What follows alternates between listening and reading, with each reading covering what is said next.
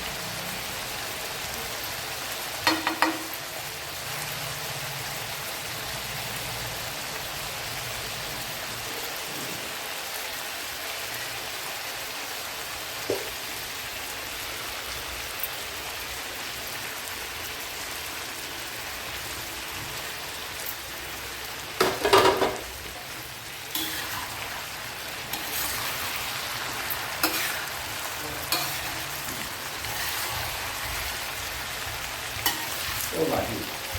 Okay.